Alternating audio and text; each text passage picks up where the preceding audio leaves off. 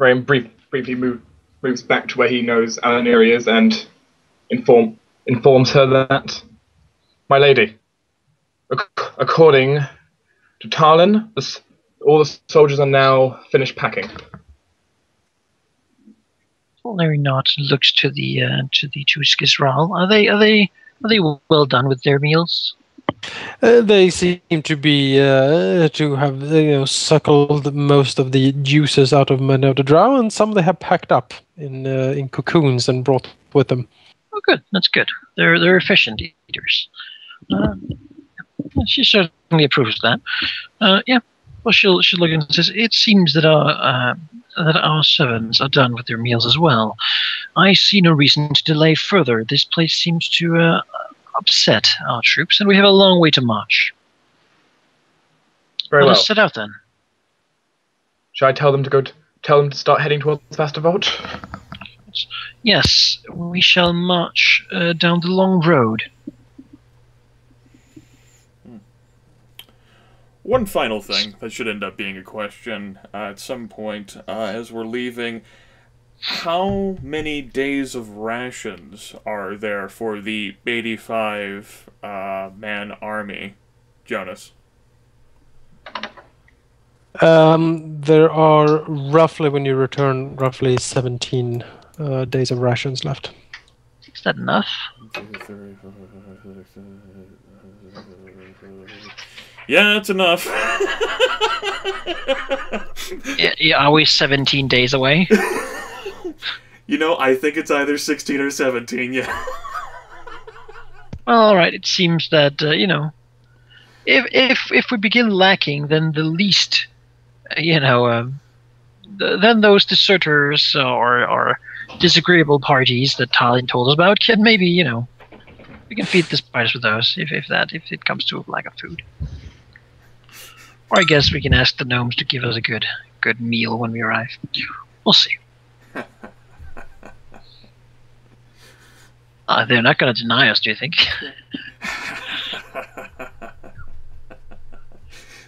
It's a shame you didn't find any food, but we do have all like the food that we had that we got from whenever we raided. Oh yeah, we have. The sheriff's use your words, Grimith. How much do we have? There was like 40, 50 pounds of food. I know Shell could carry 20. Yeah. I know Popped the rest of the lizard, didn't we? Yeah, and then, later on, Zyn and Rain could split it between us. I don't know whether we consumed all of that food on our way there and then back up here, but I figured maybe we'd have something extra to throw in. Whatever we have, we can plug it in the sort of... we have room in the packs of the soldiers, right? They can carry this food. Yeah, they can carry some extra.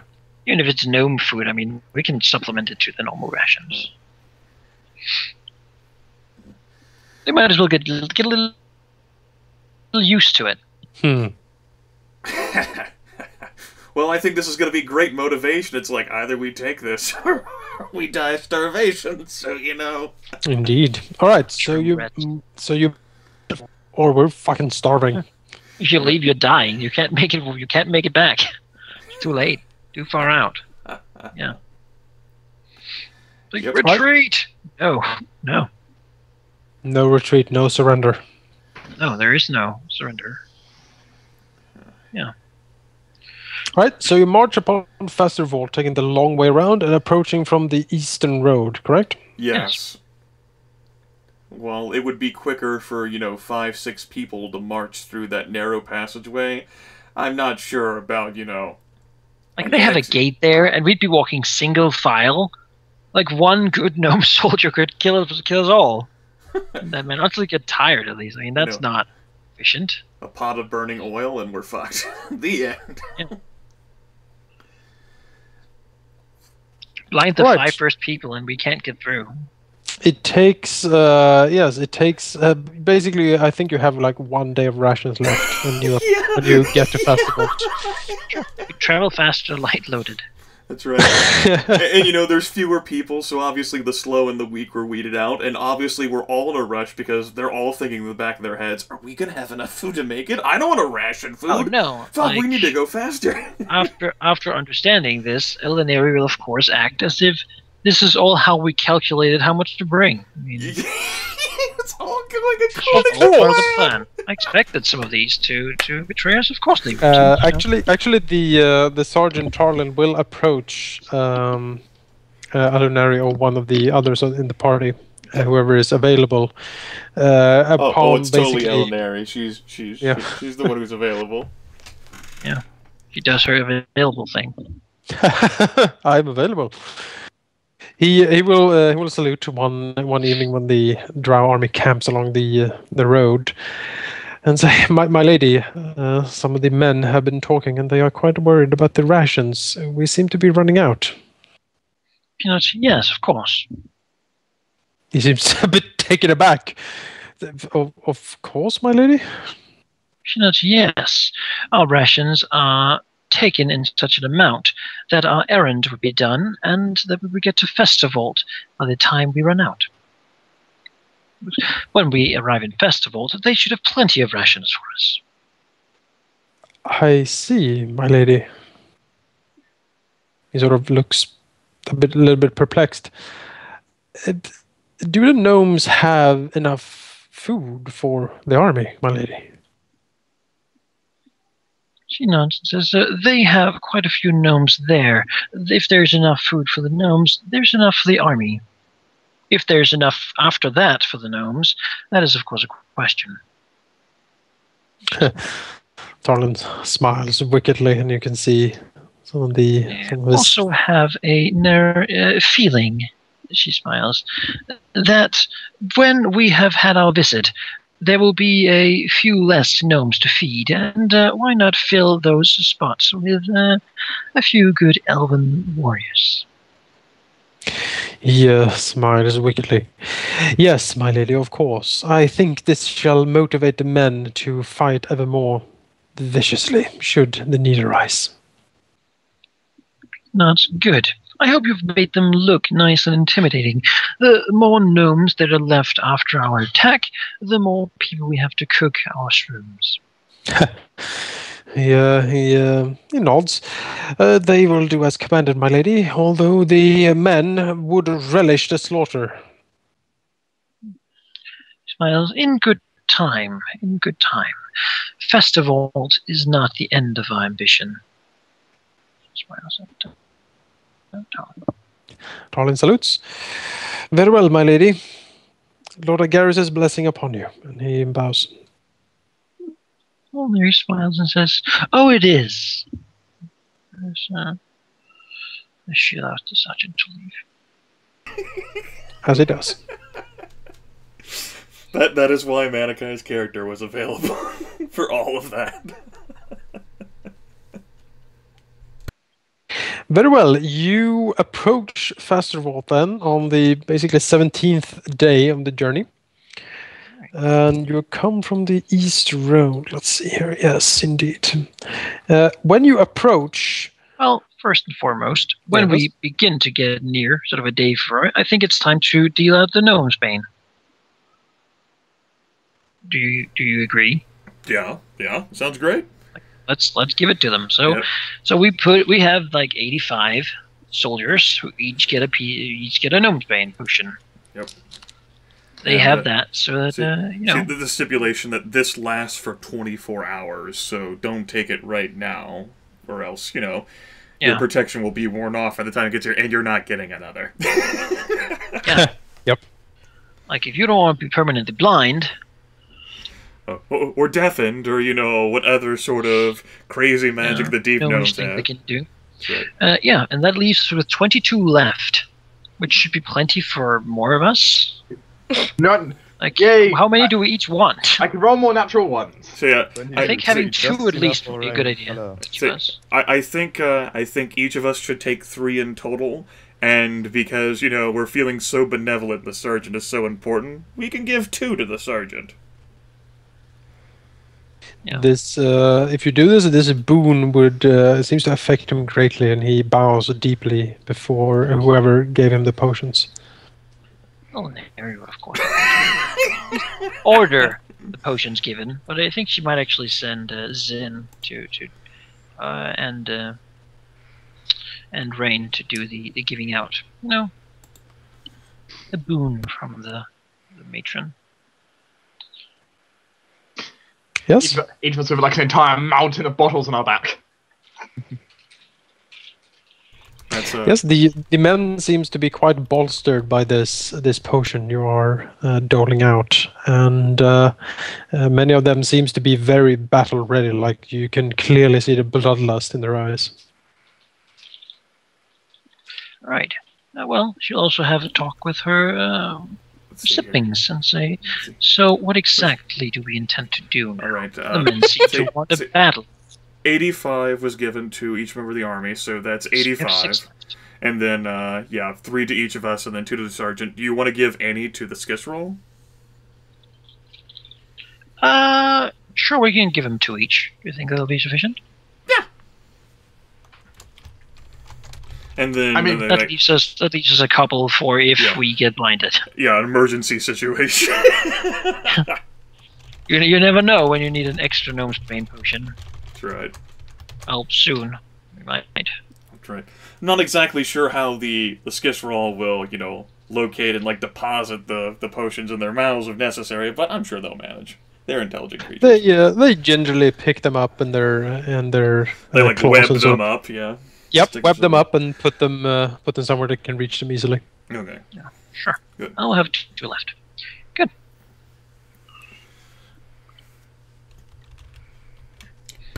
And In case of emergency, drink no Spain. So how exactly do we intend to do this? Do we intend to do the bluff? I think we should at least try it. What do we have to lose? Yes. I definitely think this would be, I definitely think that we should attempt to sell them on the matters that we discussed earlier so that we may circumnavigate their initial defenses. Alauneari nods and looks to Rilinid. You spoke to the gnome. You know what she wanted to, what she was going to say. Do we take the angle, blaming this whole incident on Dwargar? And I assume we tell them that we're here to align with them against such a common enemy. Yes, I think we should say that we have amassed a force that is passing through on a patrol to protect the highway so that trade caravans may pass in peace, and we would wish that we could stay within the walls of the city, perhaps in their town square, for a night before journeying south. Sounds good. Then I would ask you, dear brother, to speak as my herald. She looks at him very seriously. It seems that you have a good grasp on this lie, and you've done well recently. I would not see this opportunity go to waste. It could be a great one for you. She smiles. Rilinid, sort of inside he's like, yes, I should definitely be the one to do this. Outside, with the stone mask, he just sort of shifts from side to side and says, very well, Alauneari, I will do this. That's good, but make sure they know that you act for me. I think they already know as much. She seems, she's satisfied with that answer. Trying to plaster up the pride. They already know. I need to tell them. And she'll go, well, do we say the Skisserall should stay behind, or do we bring them?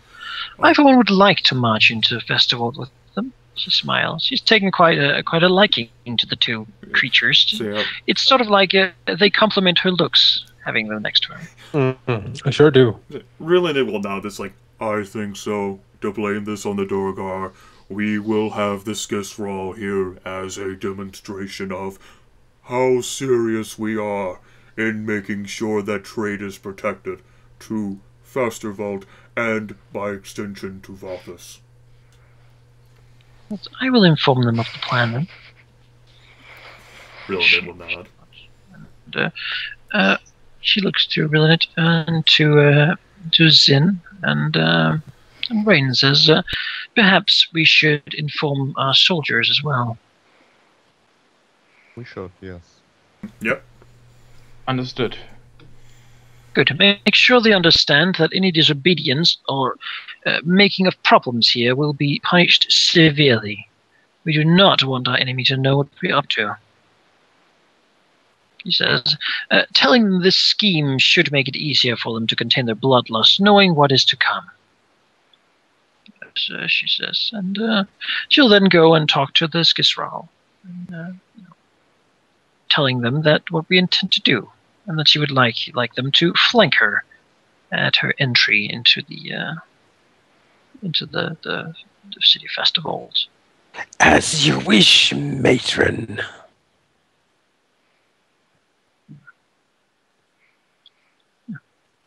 This is either a great idea that we've hatched, or it's going to go tits up. We're going to have to run into the fungal jungle. Oh, Alauneari, right now she's feeling pretty great about it, honestly. Yeah. And if she has to, she will slaughter every single gnome to do this. She's rather determined. All right, so Channel you energy, approach the channel city. energy, channel energy. Yeah. Well, not herself. She'll Right. send every goddamn soldier in front of her. Like, Now, if All that right. doesn't work, and if they all die, then she might consider leaving, but only for a time. all right, you approach the city then. Yes. So right, who approaches the city? It's Alauneari, the Skisral, and Well, Rilinid, certainly. I assume we have some guy to carry our standard as well. We have a Sure. standard, right? yeah, of course. A house area. That might be a bit much, but you certainly have like a Vothis standard at least. Yes, yes. Oh well, we'll get one made. Who wants that, really? One V's the same as another. Besides, I don't think we ever officially decided on our... Oh, exactly. Family crest, so, Currently, you know. my unholy symbol is of an unknown origin. Sort of unknown. It's non-Euclidean. I go mad when I look at demonic. it. It's Very actually a creatively made. tesseract. Yes, a Yes, a blood-drenched tesseract. tesseract. Yes, oh man. Touch this and you are transported into the eternity corridors where you will never escape. Oh my goodness. Alright. I assume the others of our siblings are here as well. I mean, Well, yeah. After informing the army of the plan, sure. Okay, you can arrange your party as you like. You're coming from the east here. it's like here. I assume so. Alauneari will be here. Then maybe Rilinid slightly in front of her, like over here, something, and then the Skisral flanking Alauneari. You know, they look very intimidating. I can't move them, and of course the slave will not be here at all.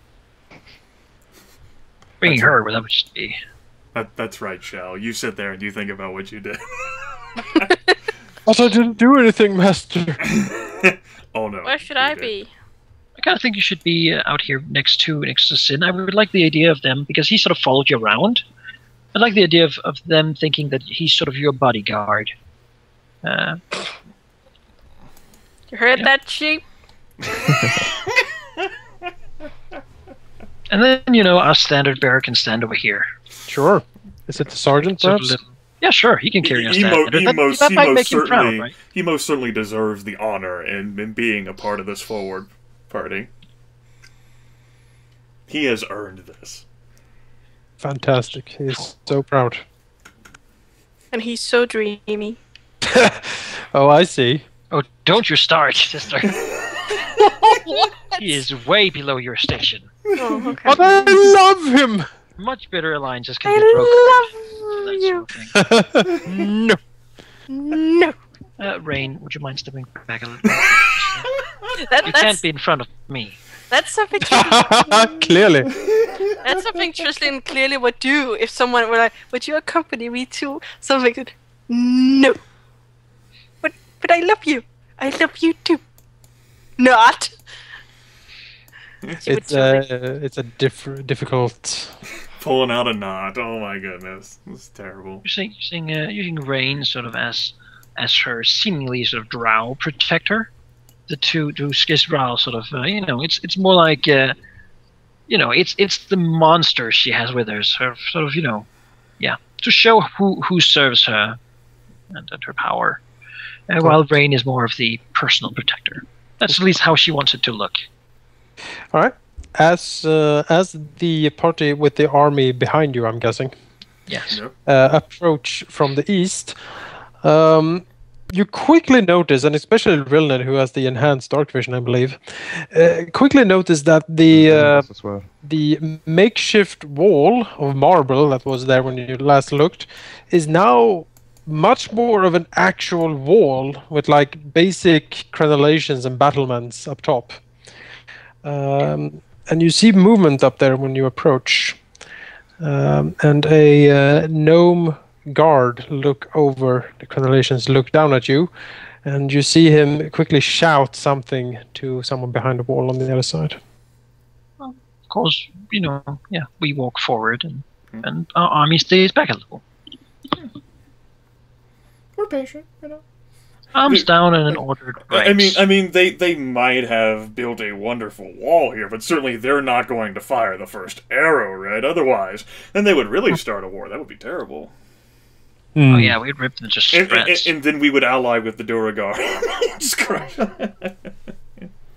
Yeah. Well, the gnome quickly looks over and peers in darkness and shouts, "Who goes there?" Hey, I am Zyn Vytharia, Herald of Varthus, which in turn is but a servant of the great city of Torisia, deep below in the Azathir. We come here to speak with your lord on matters most important to ensure the survival of all of us. The gnome seems to consider this, and shouts something again to someone behind the wall. And you can see some movement up there, and another figure sort of moves into the view of Rilinid and the rest of the party. It is not a gnome. The sheriff. Oh god damn it! This ghost. He said, "No, I don't like where this is going." Oh! Son of a bitch! No. The dwarf looks, approaches the battlement, looks over it, down at the assembled drow and the army, and you see him, grunt something, and you can hear someone else sort of approaching from the other side of the wall, and you can see the dwarf quickly turn around and make a salute, and then step aside. As a dwarf in basically full battle armor approaches, he has an assortment of weapons. He has a holy symbol emblazoned upon his breastplate or his armor by those of you who has religion. Yes. Can roll for it. Although I was just waiting to get like some freaking sun god or something. Dwarves, that's the worst. That's my religion. Sweet. That would suffice to that would suffice as well to identify this as the symbol of Torag, the dwarven god of justice and honor. God damn it. Well, they're just and honorable, right? They wouldn't suspect us. They wouldn't judge us based on our race and our spider monsters. The dwarf looks down and glares quite menacingly at the assembled drow before him, and he shouts out in Undercommon, "Who stands before the wall of Fasturvalt?"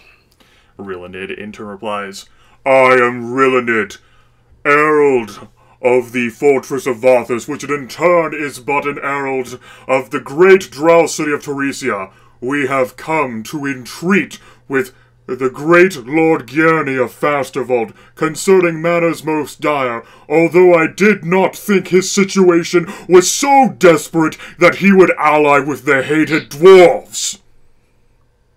The dwarf snorts. Your vile tongue betrays your intentions, drow. You are not welcome here. Turn around and slink back into whatever hole you crawled out from. Fasturvalt is under the protection of the noble dwarves of Oathsworn. You are not welcome here, and by my honor and by my ancestors, I will slay each and every one of you if you so much as try to touch this noble city with your evil claws. You have the blue coins. Say, by what honor do you have, hated and treacherous cousins of the Duragar, having manipulated the people of Fasturvalt?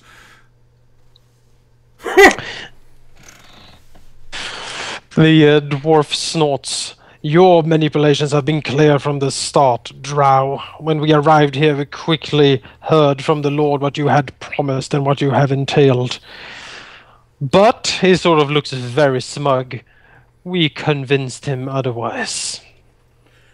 Then I would prefer, as we all would, to hear it from the lips of the Lord himself, rather than his treacherous dwarven lapdog. If he has so willingly turned his back on those who promise both peace and protection against your kind.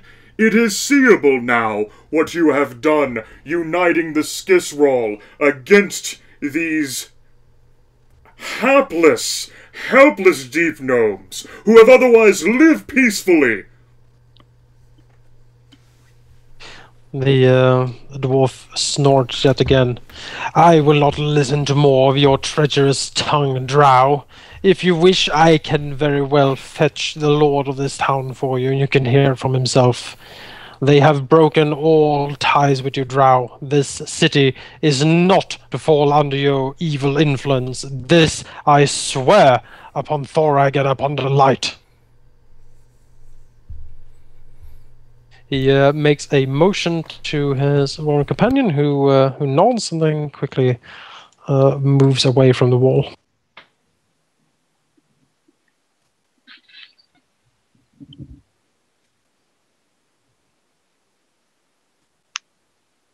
While he's away, Arthin Oathsworn will basically glare down upon you. I got a stone face, everyone. I'm good. And we should just have brought the army to come here for the first time. You know, this is not what Alauneari expected, and this is rather annoying to her. She wants to hear from this leader, if only so that he is at the wall to see when his city gets destroyed.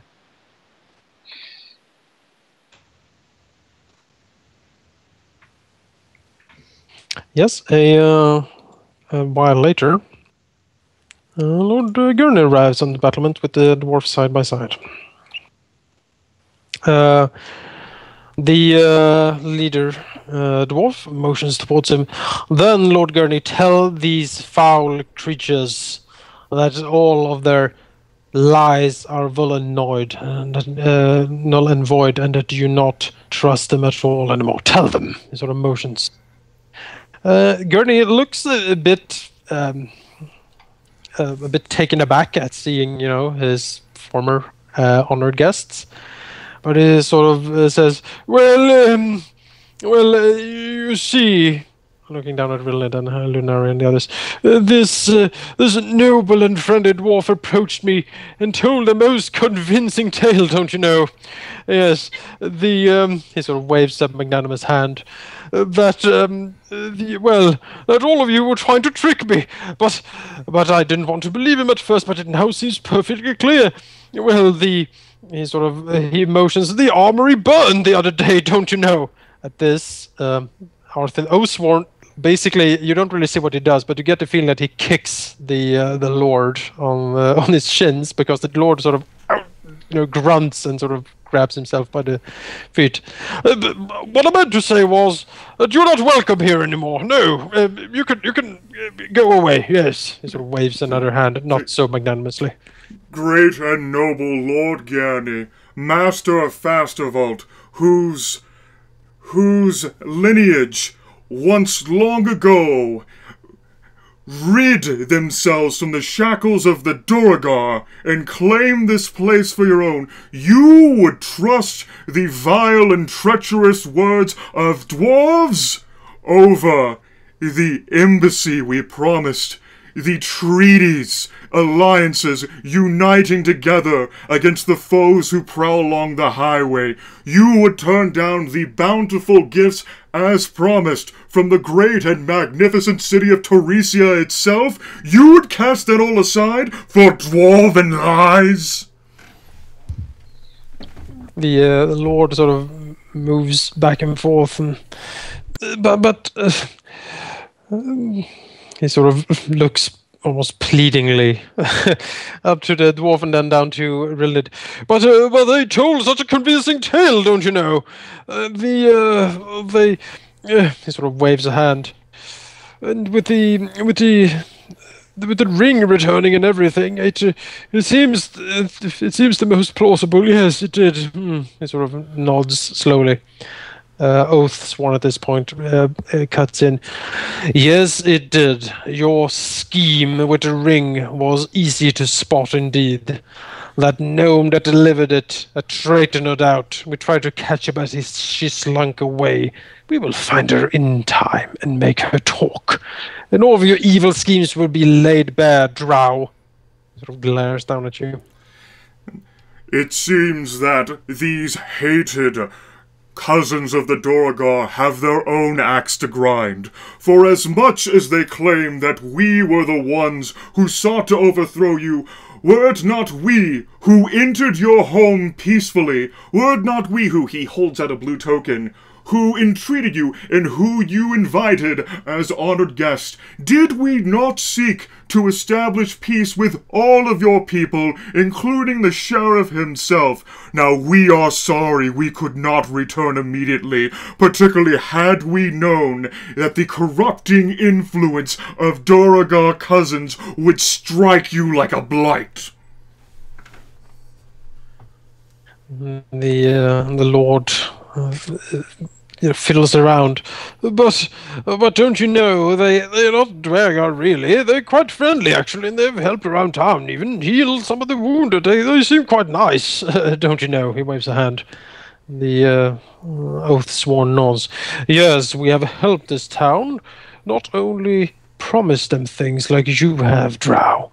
We have helped these people. He sort of nods solemnly. And when we heard of your schemes, it all seemed clear. You are renegades, outcasts, no doubt, nowhere to go. This is your last desperate gambit, I am guessing. He sort of looks grimly down upon you. If you cannot take the city, you will die. And I am very much happy to see you do so. Let the drow filth destroy each other and rip them apart. Stand firm, Lord Gurney.